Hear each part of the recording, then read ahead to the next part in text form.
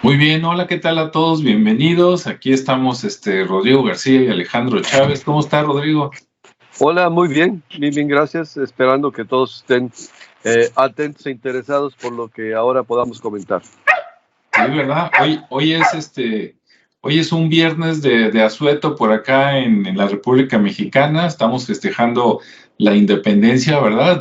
Con respecto a España de hace algunos siglos. A ver cuándo nos independizamos de los Estados Unidos y de la ONU, ¿verdad? Pero mientras, bueno, festejamos la independencia de México. Y bueno, por aquí no sabemos si va a alcanzar a llegar en unos momentos Ricardo Esparza o no, ojalá que sí, pero si no llega, bueno, vamos a entrar. De hecho, el tema que vamos a hablar hoy fue una idea de él, de Ricardo, entonces espero que sí llegue. Claro, todos nos preparamos, pero si no llega él, bueno, ya luego escucharemos su comentario en otro video o en la versión editada lo ponemos al final, ¿no? Bien, bueno, Ricardo nos había platicado aquí a Rodrigo y a mí que él había visto un video sobre un tema que le pareció interesante y que era el espejo de obsidiana mexicano que acabó en Inglaterra, ¿no? Entonces, bueno, pues todos saben lo que es la obsidiana, ¿no? Yo creo que todos conocen, bueno, por lo menos en México, ¿verdad? A lo mejor en otros lugares, ¿no? Es que es un material, ahorita Rodrigo nos da más contexto, pero pues es como un cristal volcánico, pero en lugar de ser claro es oscuro, ¿no? De hecho es negro, está bonito y con eso se hacían, pues muchas cosas, ¿no? En la época de los aztecas y los mexicas. Y bueno, pues se supone que ese espejo lo encontraron por acá y se lo llevaron inicialmente los españoles, quiero pensar, ¿no? Y aquí le paso el micrófono a Rodrigo para que él empiece a completar la historia y luego vuelvo. Ok, muchas gracias. Bueno, primero que nada, la obsidiana es un material ígneo, una roca ígnea extrusiva.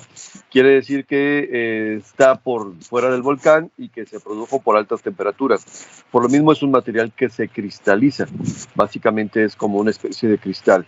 En las culturas originales, en este lado del mundo, se trabajaba muy poco el metal porque había una gran abundancia de obsidiana y tiene características o particularidades que la hacen muy especial. Por ejemplo, el filo que se puede obtener a partir del metal es de inferior calidad al filo que se puede obtener de las lascas de obsidiana. Entonces, bueno, eso lo hacía una excelente herramienta para poder realizar cortes. Ahora, sí es cierto que por ser cristal tiende a fragmentarse, pero pues como había en abundancia, pues podía ser sustituido fácilmente, ¿no? De hecho, ya platicamos en alguna ocasión de los macuahuitl y decíamos que estaban ahí con lascas de obsidiana.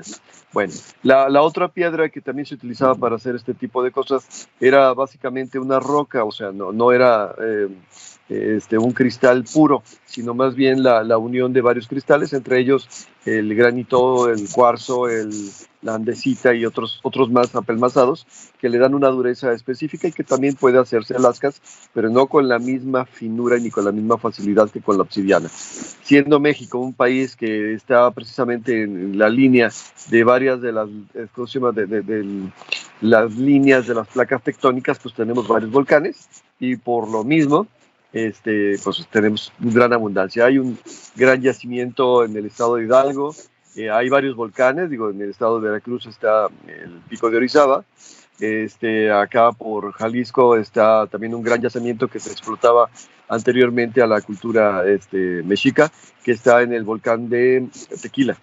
Y bueno, precisamente por ahí, ¿cómo se llama? Es que se comerciaba y se generaba el uso de este material, ¿no? Ahora, la obsidiana, al ser una piedra proveniente del fuego, pues se consideraba que tenía propiedades o características especiales, ahora diríamos mágicas, ¿no? Y al ser un cristal que se podía pulir y tallar, se podían generar también, aparte de cristales cortantes, de filos cortantes, superficies lisas. Entre las culturas originales acostumbraban ser observadores del ciclo calendárico del cielo, por sobrevivencia y por conocimiento y por poder. Entonces, de repente utilizaban varios recursos para poder observar las estrellas.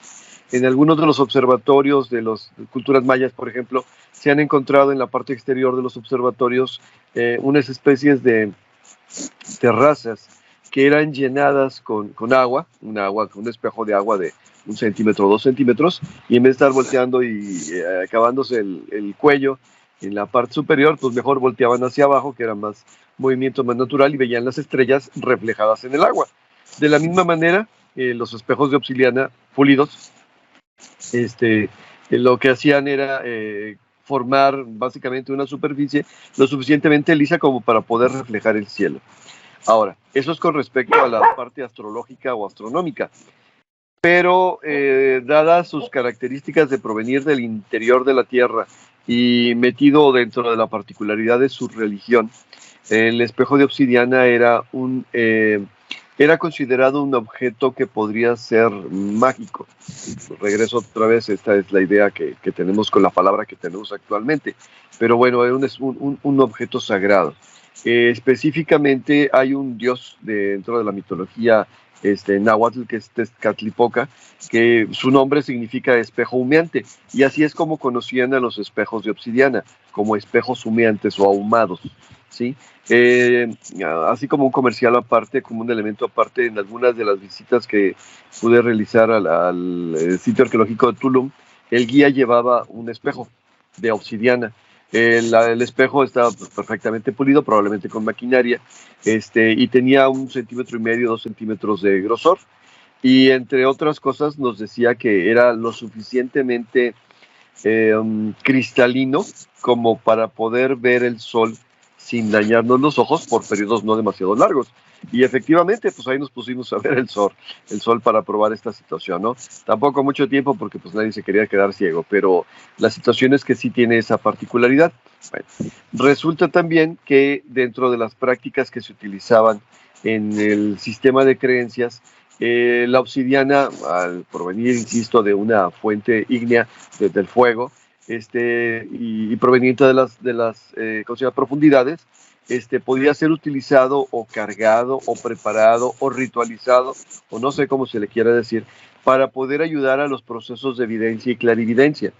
En otras palabras, a través de los espejos se puede afinar a personas que tengan características de este tipo de dones o características, o no sé cómo le quieran llamar, para que pudieran hacerlo más eficientemente que solamente utilizar la mente. A ver si me doy a entender. Me voy a salir de las culturas originales de América y me voy a Nostradamus.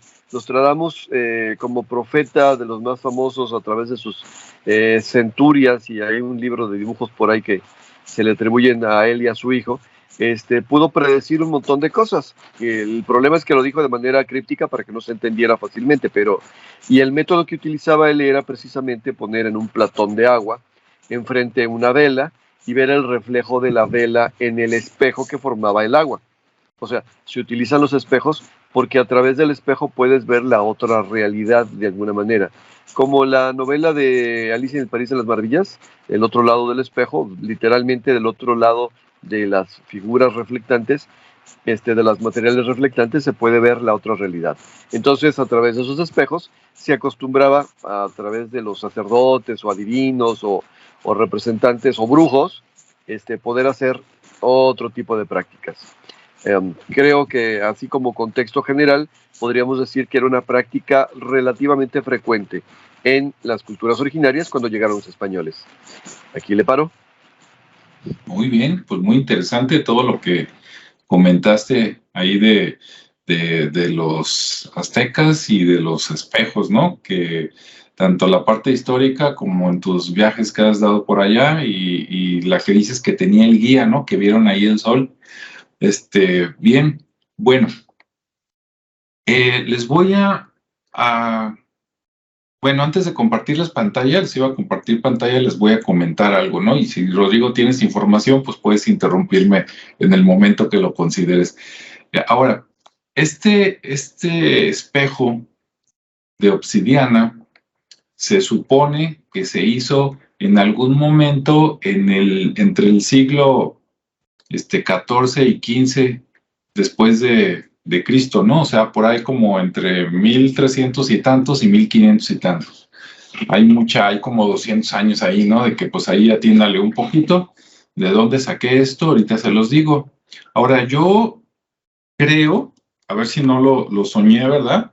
Pero creo que me dijo Ricardo o nos comentó que este espejo, pues al venir la conquista de los españoles pues lo agarraron, digamos, como botín, así como agarraron muchas cosas, y entonces lo llevaban a España. Hasta ahí todo va bien, todo va creíble. Después es donde me pierdo un poco porque no sé si llegó a España o si los piratas ingleses interceptaron el barco y entonces, pues se robaron el espejo, ¿no? De los españoles, que a su vez lo habían robado, ¿verdad? De los aztecas, y entonces fue a parar a Inglaterra, ¿sí? En Inglaterra, pues ahí se quedó y hasta la fecha por ahí está, ¿no? Ahorita vemos quién lo usó y todo. No sé si ahí quieras comentar algo, Rodrigo, antes de, o me sigo.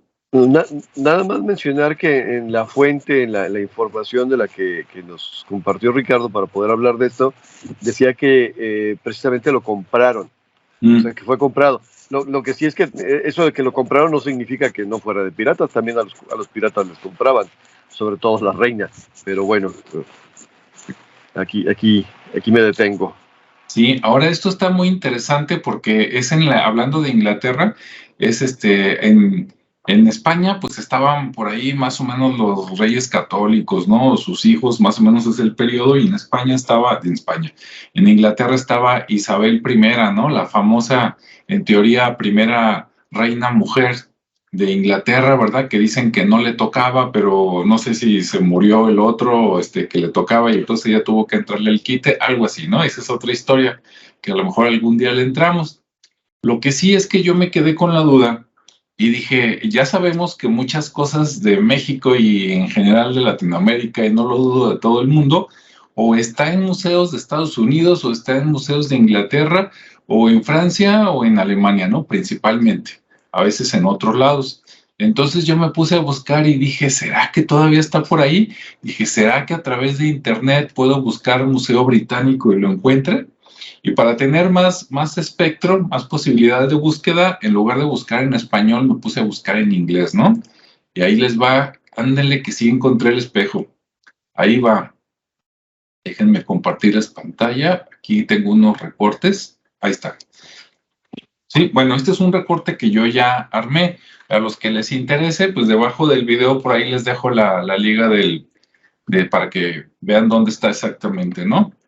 Se meten al Museo Británico y de ahí le ponen en búsqueda de objetos y le puse Obsidian Mirror, y por ahí salió entre otros, ¿no? Bueno, lo que vemos ahí, que yo de lejos dije, mira, qué bonito se ve el Teatro Degollado, resulta que parece que es el Museo de Londres, ¿no? Entonces, bueno, se ve muy parecido, detallitos. Y el objeto que vemos a la derecha, pues ese es el espejo. Quiero pensar que estamos viendo el espejo por la parte de atrás. ¿Por qué? Porque lo veo muy opaco para ser de obsidiana. O sea, la obsidiana antes de pulirse sí se ve más o menos ahí, pero la obsidiana es muy brillosa. Es como cuando los que han comprado un celular de mucha definición, haz de cuenta que apagas tu pantalla, le limpias bien y así se ve la obsidiana, tal vez mejor, ¿verdad, Rodrigo? Más o menos. Entonces, como es, sí. Entonces, como lo veo, Digo, ¿sí? Nada. bueno, Entonces, Sí. Como lo veo muy opaco, quiero pensar que es la parte de atrás y ahorita les digo por qué pienso que es el otro lado precisamente. Ahora, lo interesante es que si se fijan, tiene forma como de comal. Dijo, para que nos entendamos, los mexicanos, ¿verdad? Y los latinoamericanos, parece un comal donde calienta las tortillas la forma, porque tiene una asa, ¿no? Que es esta parte de aquí, y ahí tiene un agujero que seguramente a lo mejor ahí pasaba, no sé, una cuerda o algo, ¿no? Como para cargarlo o moverlo, quiero pensar, pero también puede ser que tuviera una como tapa. Ahorita vamos a ver por qué. Porque al parecer el otro lado, el lado, digamos, bueno, el lado donde ves, creo que le pusieron una tapa. Se los voy a mostrar en un momento. Aquí dice que es el espejo mágico del Dr. D, del que les voy a hablar a continuación. Y pues acá viene el número de catálogo, ¿no? También si lo quieren buscar ahí, dice 1966, 1001.1 Azteca, y ahí están los siglos, por eso son los que les di hace rato, del siglo XIV al siglo XVI, hecho en México. Dices, menos mal, por lo menos ese crédito nos quedó, ¿no? Bueno, ahí está. Ahora, rápidamente, en la siguiente diapositiva, aquí están los dos lados del espejo. Y como pueden ver, o espero que se alcance a ver, como les digo, el lado izquierdo, donde se ve negro, yo lo veo muy opaco. Y el otro lado es que tiene como esta almohada con unos remaches. Yo quiero pensar que esa es una tapa que la tiene para proteger el lado bueno, y que nada más cuando vas a visitar el espejo, digamos que la levantan y entonces ves ahí el lado pues pulido, ¿no? El lado bueno, porque el de la izquierda ni siquiera se ve cóncavo, ¿no? Así como para que dijeras, es el espejo, yo lo veo como algo plano ahí nada más y listo, ¿no? Entonces de acá, el de la derecha, parece que es el bueno, ¿no? Y por ahí no se alcanza a ver muy bien, pero dice, en inglés dice The Black Mirror Info, no sé qué, y luego dice Dr. D, y lo demás no lo alcanzo a ver, ¿no? Entonces, bueno, ¿quién fue ese John D, no? ¿O por qué lo tenía él? Bueno, a lo mejor lo compró a través de la reina. Aquí está, según pintura de no sé quién, supongo que de la época, ese es John D. Si usted tiene alguna idea de Nostradamus, ¿verdad? O de Rasputín y luego lo voltea a ver, pues más o menos, ¿no? Era asesor, al parecer, de la reina Isabel. Ahorita que le pase los micrófonos a Rodrigo, si tiene más información, nos lo da. Y bueno, como muchos de aquella época, no era como ahora, ¿no? Que tú estudias una carrera y, eres físico, o estudiaste biología y eres biólogo, o estudiaste química y eres químico. No, en ese tiempo le entraban a todo, ¿no? Entonces tú podías ser físico, matemático, astrónomo y todo lo que te llamara la atención. Aparte, también le daban al ocultismo y estudiaban a los espíritus, ¿no? Cosa que creo que era muy buena y que se perdió y a la que debemos de volver en estos tiempos, pero es otra historia. Bueno, ahí está. Me voy a regresar poquito. Aquí tiene un escrito que a mí me dio curiosidad, entonces lo hice grande y traducido dice John D. inglés londinense. Sí, ahí está, Johannes D. Anglus londinensis, y luego no le alcanzo a ver qué dice, algo así como AT o SUC, como abreviación de sucursal, y un número 67, quién sabe qué sea. Bueno, por acá algunos datos importantes de él. Dice, cuando tenía 20 años fue invitado a dar una conferencia de álgebra en la Universidad de París y le ofrecieron trabajo y ya se quedó ahí de conferencista.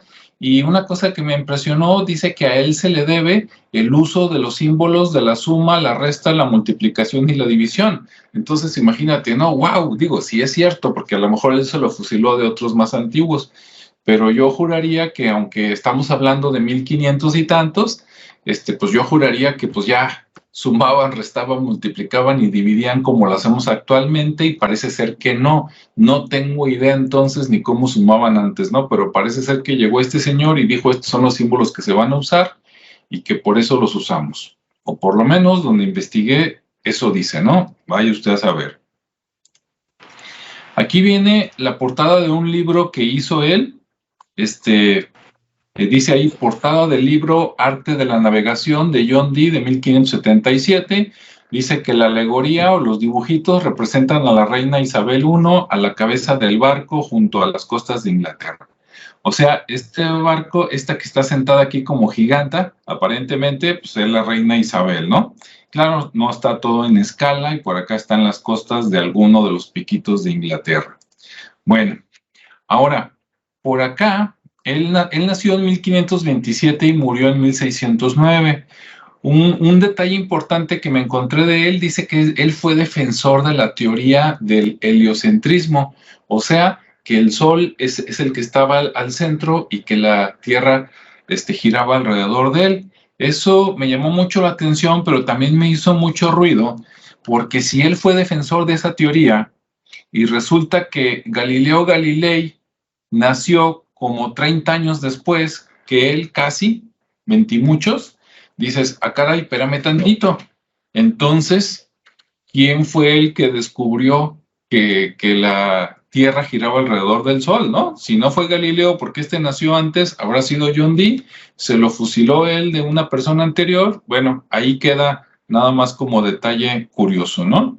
Aquí vienen unos detalles donde dice que en aquel tiempo la ciencia y la magia eran parte de la investigación para comprender a Dios, ¿sí? Cosa que me parece muy bonita en el Dios que usted crea, y si cree y si no, también, porque después alguien llegó en algún momento, lo separó y yo creo que le dio en la M a este asunto, ¿no? Bueno, entonces este señor era asesor de la reina, lo demás lo voy a dejar ahí. Bueno, aquí viene un detalle que dice que en aquel tiempo, hablando de todavía no había libros tal cual, bueno, como los conocemos ahora, todavía se manejaba mucho manuscrito, cosido a mano y esas cosas. Y dice que aquí, que en la Universidad de Cambridge, en aquel tiempo, tenían 451 manuscritos o libros, en Oxford tenían 379 libros, y este señor tenía en su casa 2,670, ¿sí? O sea, tenía como 7, 8 veces más que las universidades más grandes de aquellos tiempos, ¿no? Por la influencia que tenía ahí con la reina, y obviamente pues fue un favorecido y pues de hambre no se iba a morir, ¿no? Y como otro detalle curioso, dice que él firmaba las cartas que le mandaba Isabel I como 007, y de ahí viene lo de James Bond, ¿no? Que era, de hecho, este señor se le atribuye como que ser el precursor del Departamento de Inteligencia, o sea, de espías y todo eso de la reina, que mandaban espías a toda Europa, y parece que él coordinaba todo eso, ¿no? Bueno, ok. Rapidito para que no se me aburran. En 1582, John Dee conoce a un señor que se llamaba Edward, aquí me equivoqué, Eduardo Kelly, que era más joven que él, casi 30 años, y se supone que Edward Kelly era vidente, ¿no? Y era medium, supuestamente.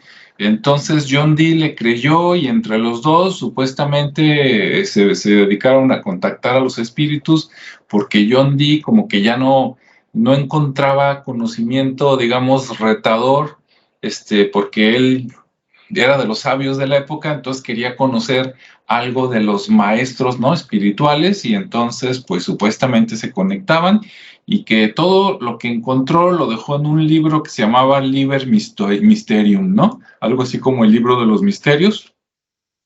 Ahí queda. Bueno, pues entonces ese fue John Dee, y eso fue lo que yo encontré, ¿no? Entonces, hasta ahí me quedo ahorita un poquito y le regreso el micrófono a Rodrigo para sus comentarios. Ok, gracias.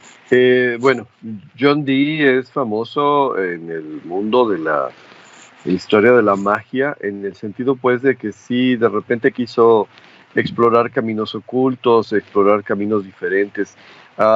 Entre otras cosas, él tiene por ahí la historia de utilizar el proceso de hacer invocaciones, en otras palabras, de generar cierto tipo de superficies geométricas y el uso de ciertas palabras para atraer a ángeles, a espíritus descarnados, o sea, personas que se murieron, o incluso demonios. Entonces, digo, a lo mejor no es él el creador de la técnica o de la idea, pero sí es de los que escribió acerca de ello y de los que se hicieron famosos por eso.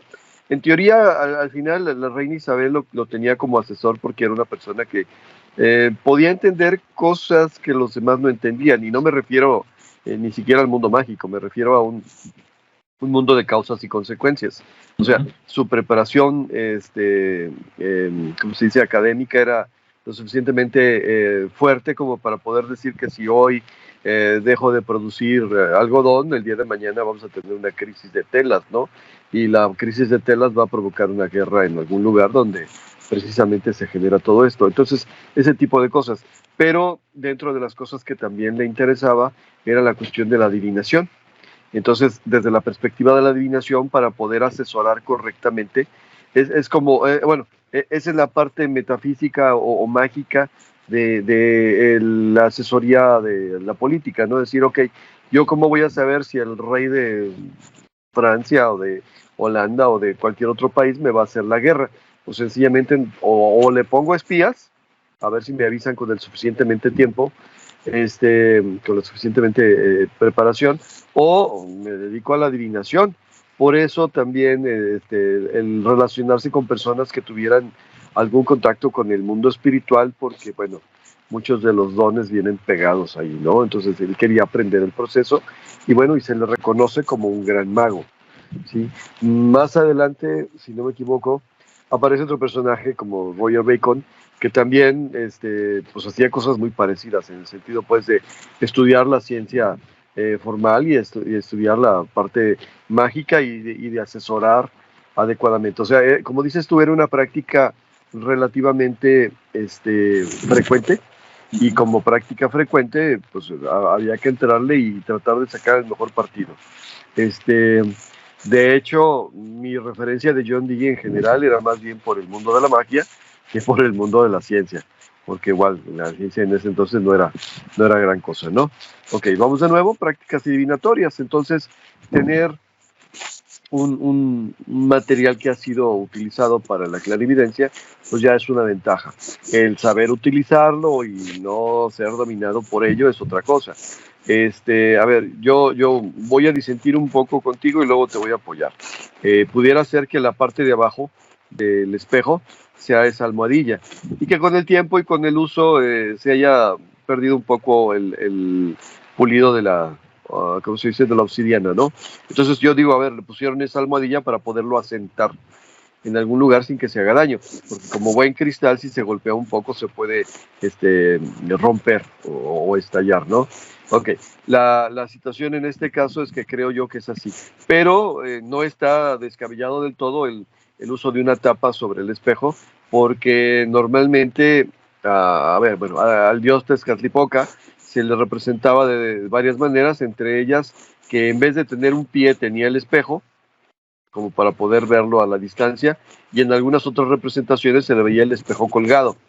Entonces esa asa con ese agujero probablemente fuera para que el sacerdote, el hechicero o lo que sea, lo trajera colgado y pegado al cuerpo, porque así podía cargarlo continuamente con su energía, digo, yéndonos a ese tipo de explicaciones, y así podía ver lo que él quería ver. Cuando se lo quitan, cuando se lo arrebatan, cuando lo pierde, y que se lo llevan a España o que se lo llevan a Inglaterra y allá lo compra John Dee, pues venía cargado con la energía del hechicero. Moraleja, lo primero que vio fue lo que veía el hechicero. Entonces habría que limpiarlo y, ¿cómo se llama?, prepararlo y enfocarse en lo que el hechicero, perdón, lo que John Dee quería ver. ¿Sí?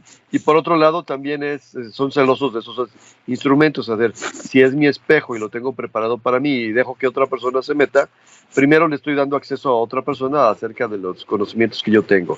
Y en segundo lugar, pues ya no va a ser, va a ser como una especie de celos, ¿no? El espejo ya no va a responderme de la misma manera, cosa que vemos en los cuentos por ahí, ¿no? De repente la magia que habían generado cuando empiezan a utilizar otras cosas se vuelve contra ellos.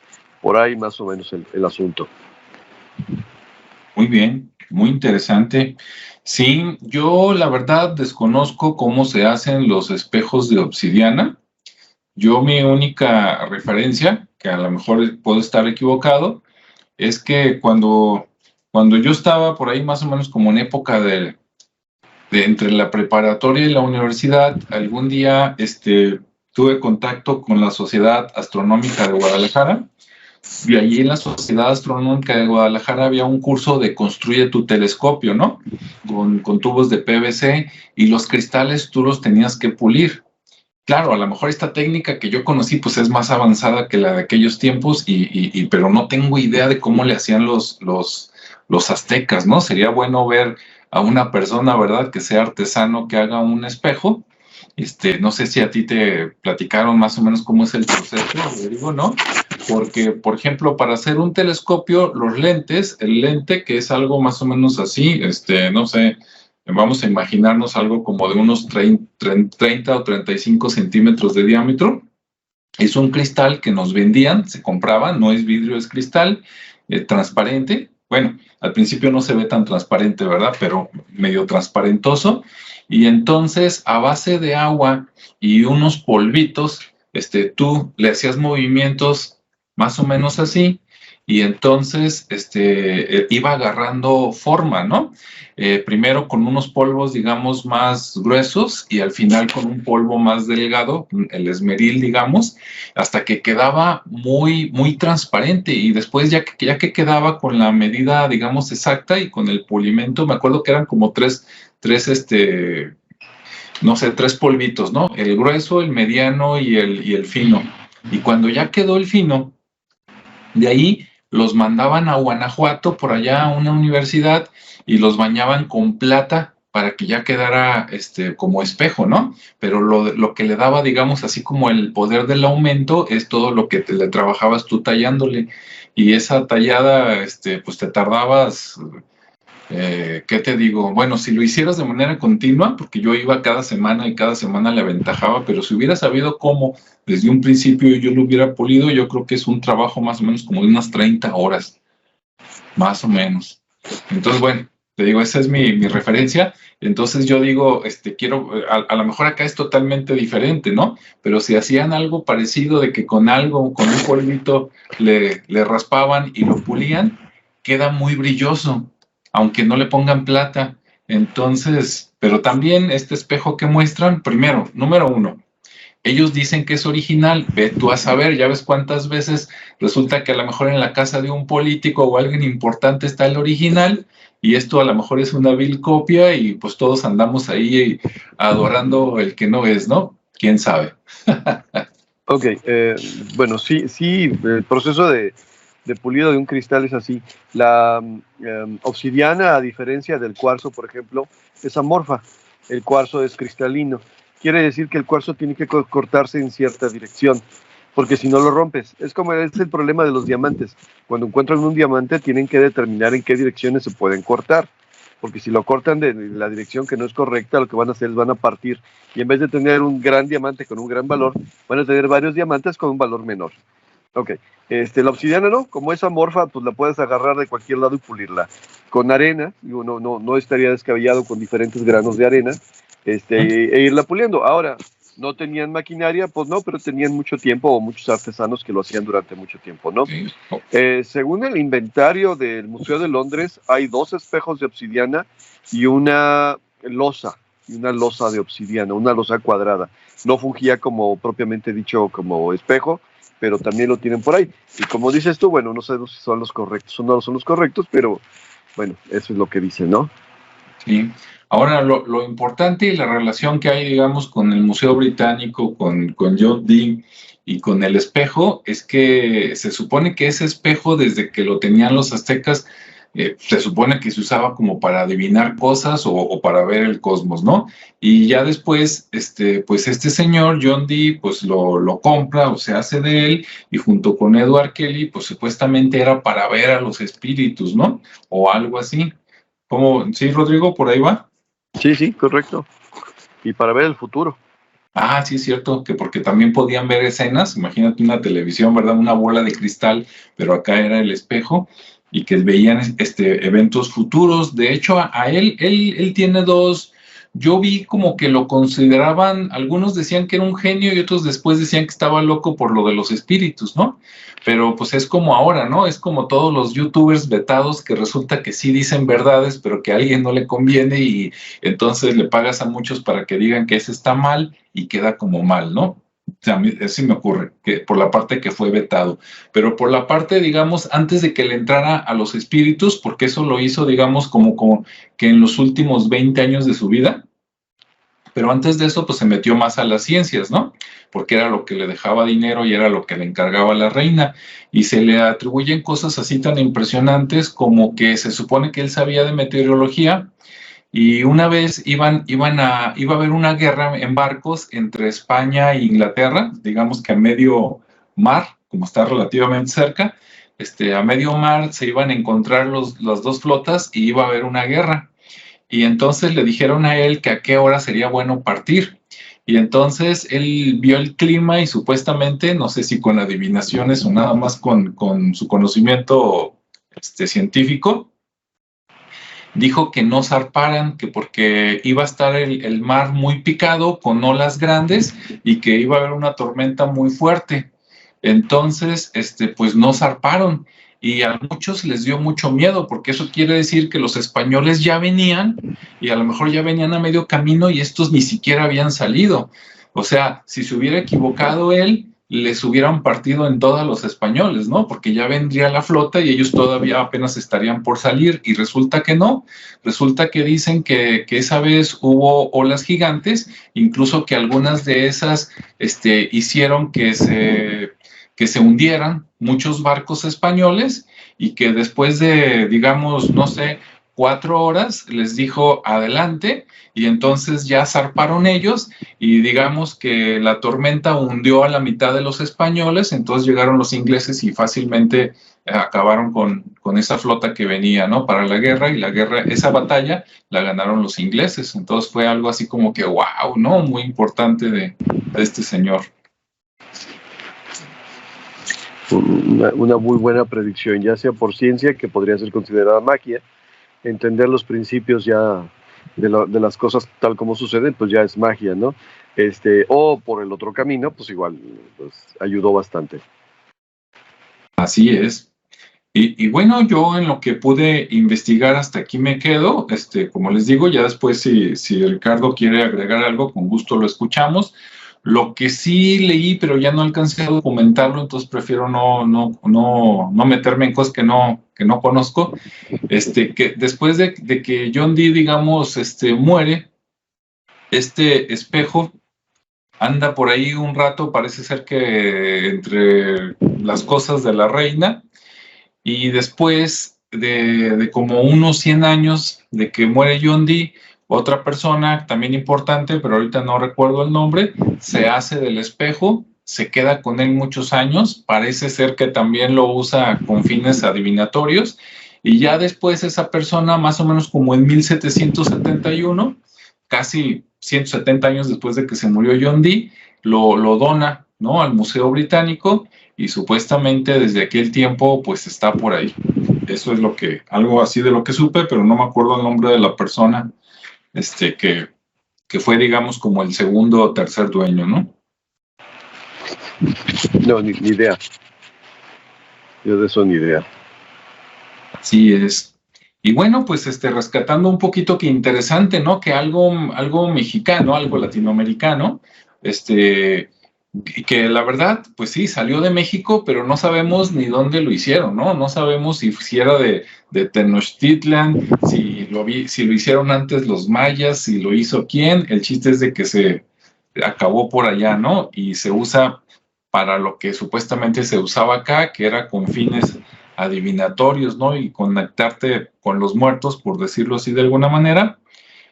Y por otro lado, bueno, pues fue interesante conocer a este hombre, ¿no? Hablar ahí de John Dee, porque si esto es cierto, que no tengo manera de decir es mentiroso ni es verdadero, ¿verdad? Pero si es cierto todo esto, a mí me llama mucho la atención que entonces, más o menos como entre 1500 y tantos y antes de 1600, este hombre ya andaba con espiritismos.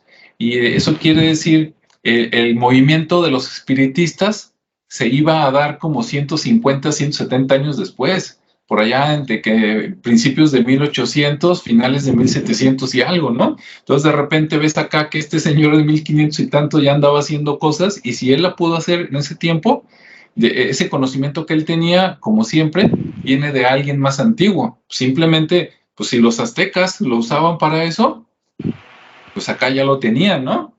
Entonces, imagínate acá el espiritismo en 1300 y tantos en América, y allá en Francia lo fueron a fundar hasta 1800.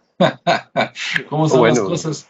Nada más que acá estaba, ¿cómo se dice?, organizado a través de un proceso de ideología y de religión, ¿no? Entonces, bueno, tampoco lo dejaban para todo el mundo, lo dejaban solamente para ciertas personas, por el supuesto conocimiento privilegiado que te podía otorgar, ¿no? El saber qué va a hacer tus enemigos, el saber poder enfermar a tus enemigos, el saber hablar con la sabiduría de los que se fueron antes que nosotros. Bueno, de ahí va todo ese camino. Por eso lo han protegido tanto. Y ya en el movimiento espiritista, pues básicamente lo que hicieron fue divulgarlo entre la clase alta y media alta de la comunidad europea, ¿no? Y de ahí se regó para el mundo. Sí, sí, como crear el método y divulgarlo, ¿no? Más o menos. Uh-huh. Así es. Muy bien.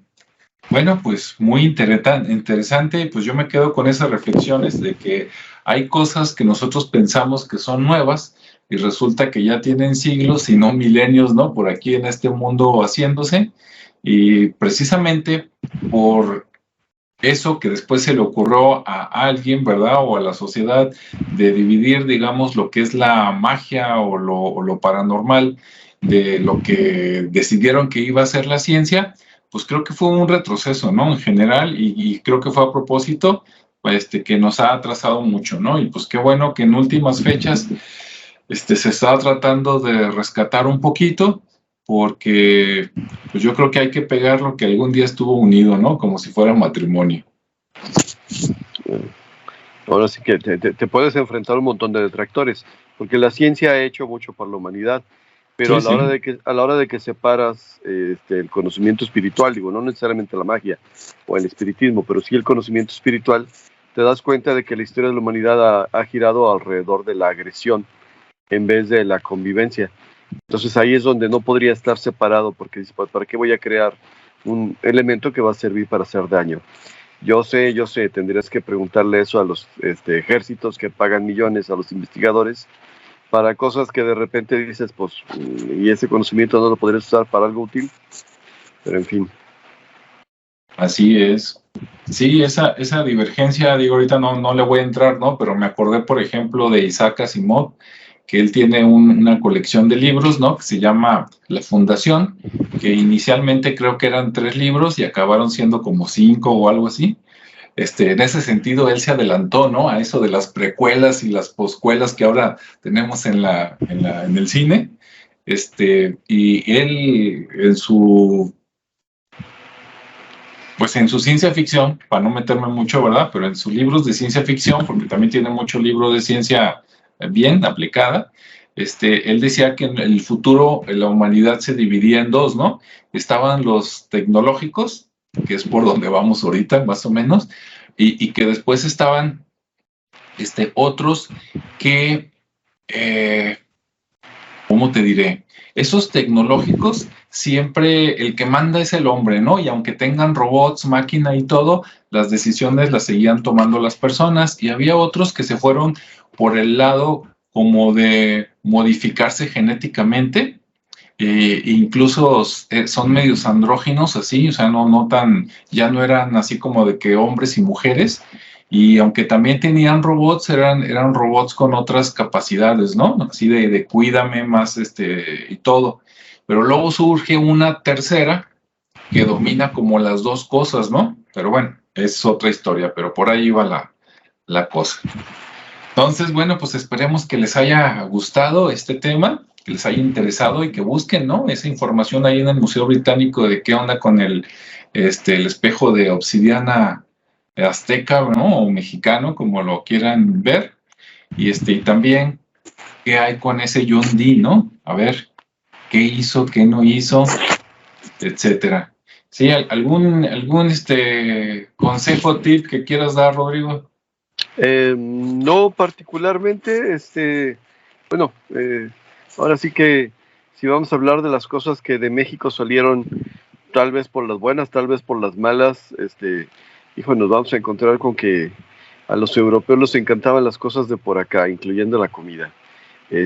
Así que bueno, habría que tratar de rescatar dónde están. Ahora el gobierno actual ha tratado de regresar muchos de los elementos arqueológicos que tienen otros países, pero obviamente los grandes y valiosos no los van a regresar. Así que pues nos regresan maderitas y piedritas, que está bien, pero pues hay otras cosas que no. Como dicen por ahí, de lo perdido, lo que se encuentra ya es ganancia, ¿verdad? Exacto. Muy bien, bueno, pues muchas gracias a todos, no se pierdan el siguiente tema y si tienen algún comentario o a lo mejor hasta quieren complementar o saben más que nosotros, pues déjenlo por ahí para que todos podamos aprender todos de todos, ¿verdad?